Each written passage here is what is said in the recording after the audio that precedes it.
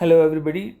Today we will discuss about operators in quantum mechanics, and we will also continue with the postulates of quantum mechanics. An operator is the mathematical object that allows us to describe physical properties in quantum mechanics. Now the physical properties can include position, momentum, energy or spin, right, of the quantum system. Now a Hilbert space is the mathematical playground where quantum states live. This statement is very analogous to the statement we make in the classical world. For example, we have Euclidean space in classical world, and we know that the vectors live in the Euclidean space. So exactly the same way, a Hilbert space is the mathematical playground where the quantum states or the quantum vectors or the state vectors live. Now a quantum state is represented by ket psi. This is a qubit, a quantum state or a quantum system, single qubit system we will start with. Now which is a vector in Hilbert space H, and it contains all the information about the system.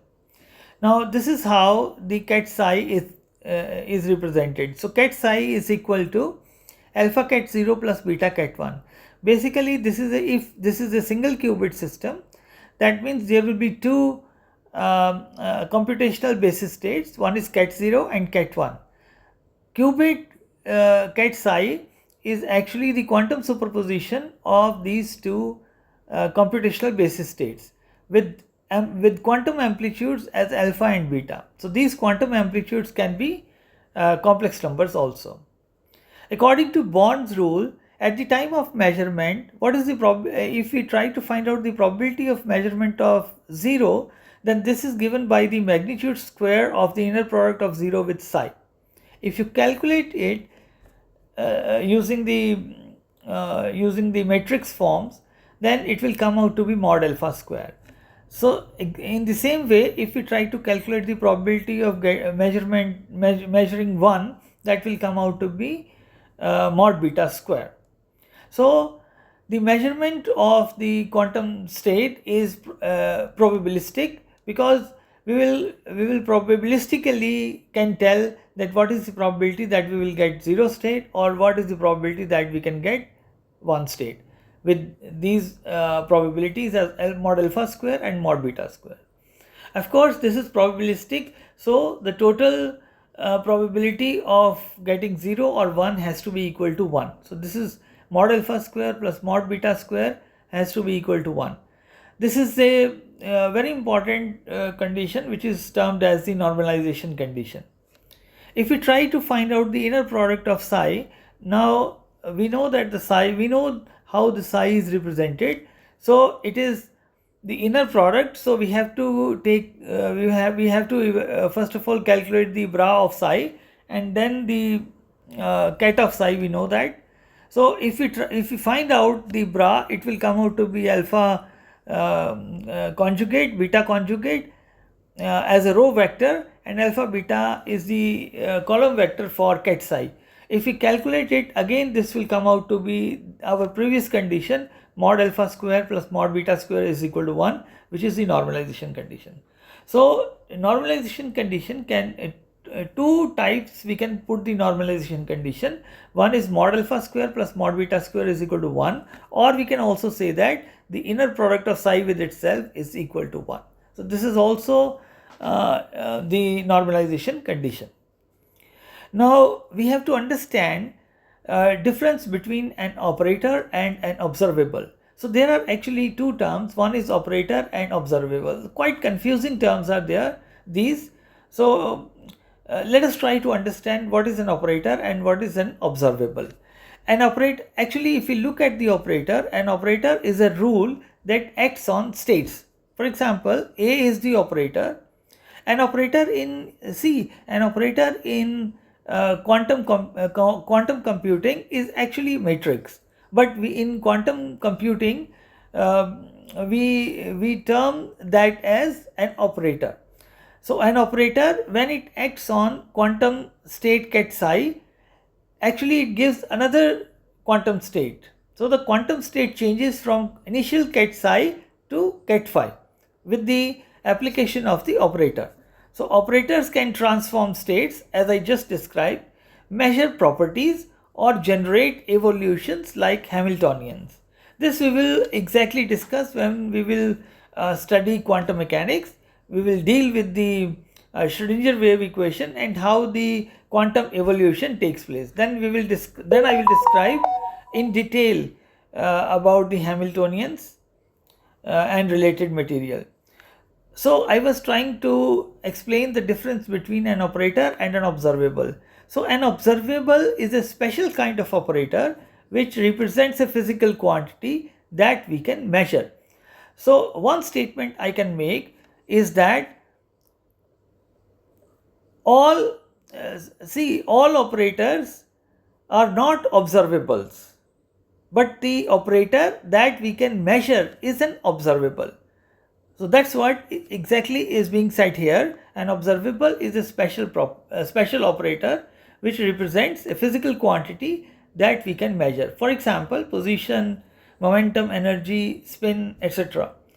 The observable, now if we can measure that operator, which we will call as the observable, so the observable must be Hermitian operator. This is a condition. This is a condition requirement for an operator to become as the observable, because we can measure that operator, and so that we will call it as observable. Now why it has to be Hermitian? Hermitian means the adjoint of the operator has to be the operator itself. This is the dagger sign, dagger symbol, which means conjugate transmode. Actually, this property of this Hermitian property ensures that the measurement results are real numbers. Why it is so? Because if you calculate the eigenvalues of the Hermitian operator, you will find that you will get the eigenvalues. All eigenvalues will be real values. So therefore, because we have to measure it, so it must be real so that we can measure the property. So this is a condition for an operator to be observable. Now suppose you measure observable A in the state psi. Now when you measure observable A, so therefore the state will collapse. Earlier, when the state of the quantum system was in superposition, so what is that superposition? It is ket psi equal to alpha ket 0 plus beta ket 1. So it is it can be in ket 0, it can be in ket 1 with certain probabilities, and the probabilities are mod alpha square and mod beta square. But when we measure the observable, then what happens? The superposition state collapses, and the state collapses to the corresponding eigenstates. So whatever are so let's say the operator A has got eigenvalues A1, A2, A3 and so on. So corresponding to these eigenvalues, the operator will have eigenstates. After you measure the property A, the state will collapse and it will go to one of the eigenstates, right? The state collapses to the corresponding eigenstate ket AI. Now exactly we cannot say that to which state it will collapse, but we can attach a probability value to the eigenstate that after measurement it will go to this state. The probability of the eigenvalues is given by the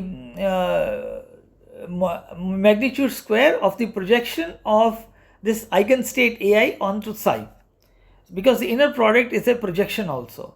So and also attached with this is the average value, the average result of measuring A. So let us say that if we measure A many times on the same state psi, so that value will be called as the expectation value, and that expectation value is represented by these angle brackets, and this is given by psi.